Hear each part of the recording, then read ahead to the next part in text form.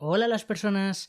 Hoy toca hablar de una película que desde el 8 de septiembre vais a encontrar en Filmin y en HBO, una película que no hizo demasiado ruido cuando se estrenó en taquilla a principios de este año y que es un gran peliculón. Hoy os hablo de Las buenas compañías, dirigida por Sylvia Munt. Sylvia Munt, que quizá la conocemos más por su faceta de actriz. En 1995 fue nominada a los premios Goya por La Pasión Turca, o en 1992 que ganó el premio Mejor Actriz Principal por Alas de Mariposa. Sí que en 2008 ganó el premio del Festival de Málaga a Mejor Dirección por su largometraje Pretextos, pero es que en 2023 ha vuelto a recibir una nominación a la Biznaga de Oro por Las buenas compañías, la película de la que hablamos hoy, que por cierto también ha sido coescrita con Jorge Gil Munarriz. Y luego, por otro lado, están sobre todo un trío de actrices que se comen la película. Por un lado, Alicia Falcó, indiscutible protagonista, Elena Tarrats, que también está fantástica, e Itziar Ituño, que a lo mejor a algunos les sorprende ver a la actriz de La Casa de Papel en una película tan pequeñita, pero es que creo que disfruta el papel al máximo, lo hace genial también, hace de una madre que ve cómo su hija hace cosas que ella no comprende o con las que no está de acuerdo o que sí que está de acuerdo pero que ella no se atreve y es fantástica. Verano de 1976, Bea, interpretada por Alicia Falcó, tiene 16 años y se suma a los aires de cambio que recorren el país. Colabora con un grupo de mujeres para visibilizar la causa feminista y lograr la aprobación del derecho al aborto. La rebeldía que siente en la sangre se mezclará con un sentimiento inesperado que trastocará su mundo interior. A lo largo de estos meses, Bea entablará una amistad muy especial con Miren, en este caso interpretada por Elena Tarrats, una chica algo mayor que ella y de buena familia.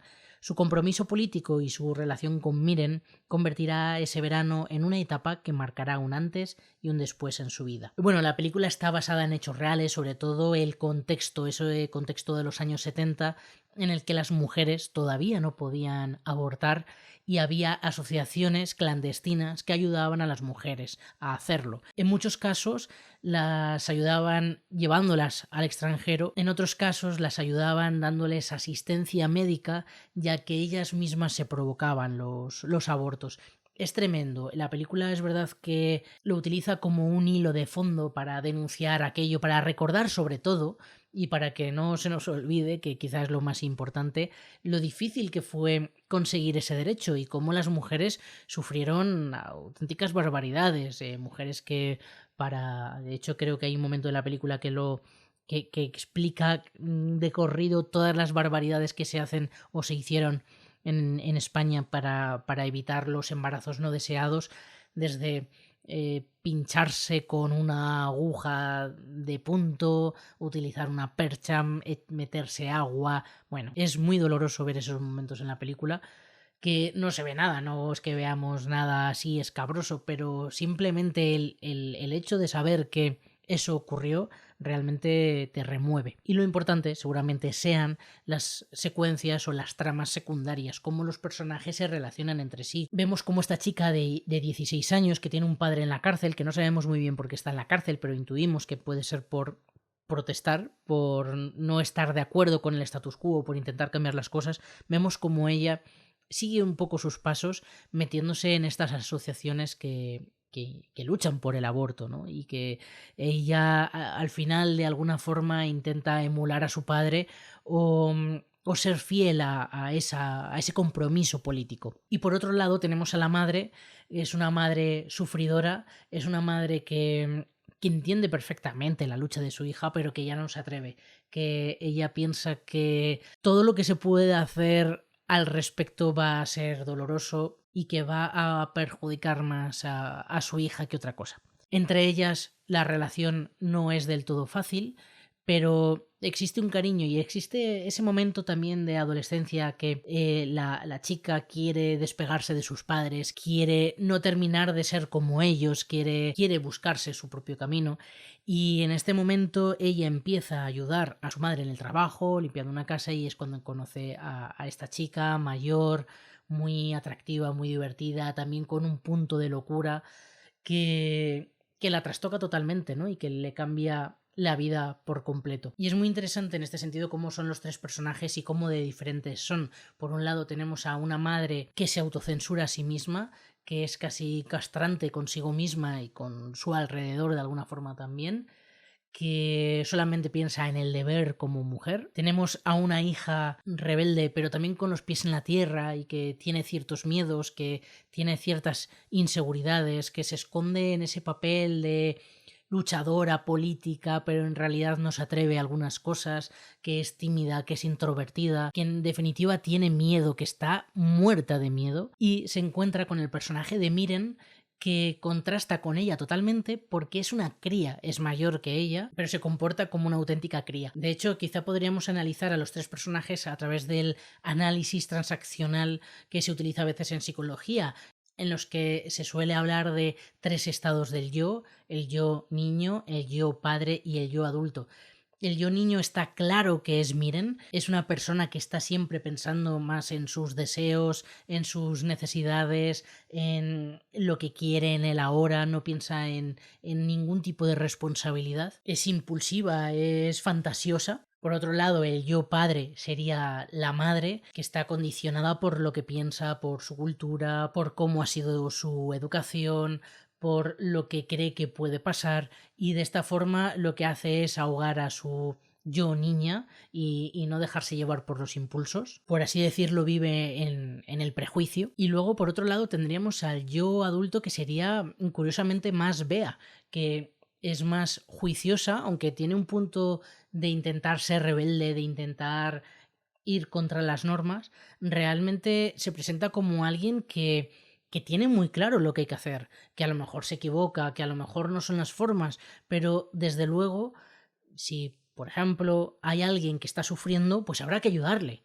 No podemos estar pensando en nosotros mismos o no podemos estar pensando en qué pensarán los demás, sino que está más atada a la moral, a la ética, a lo que debería ser, o al menos a lo que ella cree que debería ser. Creo que es un personaje limpio, verdadero, es un personaje que se muestra a sí mismo tal cual es, a pesar de esa introversión. Aunque desde luego hay momentos en los que va cambiando, sobre todo según avanza la película y según ella es consciente de algunas emociones que siente y algunas cosas que tiene que lidiar con ellas y que no sabe muy bien cómo. En esos momentos en los que ella se convierte un poco más en niña, que se deja un poco arrastrar por la impulsividad, habrá otros personajes que se conviertan más en adulto o en juez para frenarla y para un poco contrarrestar. Y creo que estas diferencias se aprecian perfectamente en el último plano de la película. No voy a hacer ningún spoiler, pero sí que voy a contar un poco cómo son esas miradas, porque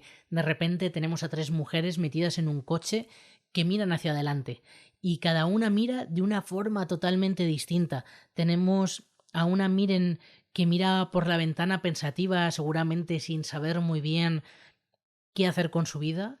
Tenemos a una madre que está hastiada de la vida, que tiene una mirada cansada y que mira hacia adelante porque no le queda más remedio. Y tenemos a una Bea que tiene una mirada mucho más dura, quizá una mirada que indica que no sabe todavía lo que quiere, pero sí lo que no quiere. Y es muy interesante ver cómo evolucionan esas miradas a lo largo de la película. Otra cosa que también me ha parecido muy interesante y bueno, esto no se escribe en el guión, sino que se trabaja desde otros departamentos, desde arte, desde vestuario, desde dirección de fotografía, desde talonaje, son los colores. Si os fijáis, hay tres colores sobre todo. Tenemos colores azules, de hecho la que dirige un poco la asociación esta de mujeres generalmente lleva una cazadora vaquera azul. El coche que luego les va a llevar de un lado a otro también es azul y también nos está indicando algo. Y luego están los rojos que en algunos momentos indican sangre y que indican dolor, el azul que quizá indica las posibilidades de cambio, de esperanza de algún modo. Y hay un verde que sale 2 o 3 veces y que sobre todo está asociado a un señor bastante desagradable y asqueroso. Y es muy guay, ¿no? Ver estos pequeños detalles y cómo están construyendo con ellos las emociones que intentan generarnos a nosotros como espectador. Me parece una película muy bien construida y muy necesaria sobre todo, porque creo que es un tema que lo damos por hecho, que tenemos la costumbre de dar por hecho nuestros derechos y no deberíamos quizá hacerlo, porque es entonces cuando se pierden. Y con este tipo de películas se nos recuerda que la lucha por mantenerlos tiene que ser en el día a día y que no hay que dejar que se den pasos atrás. Gran película, muy recomendable en Filmin y en HBO, Las buenas compañías. Chao a las personas.